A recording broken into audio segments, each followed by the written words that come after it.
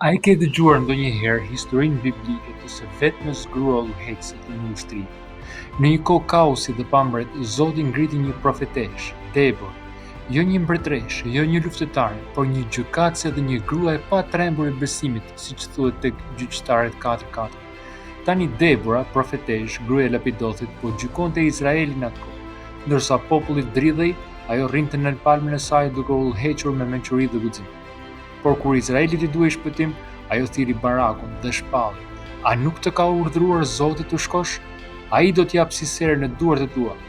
Baraku u përgjigj: "Nëse vjen me mua, do të vi, por nëse nuk vjen, nuk do të shkoj." Debora tha: "Patjetër që do të vi, por nderi nuk do të jetë i yti. Zoti do të dorëzojë Siserën në duart e një gruaje." Ajo shkoi jo për të dukur, por sepse mbante autoritet hyjnor. Dhe kur erdhi betejë, Zoti e hodhi armikun në hutim dhe Izraeli fitoi fitoren, sepse një grua guxoi të udhëhiqte kur askush tjetër nuk do ta bënte. Si mendon ti?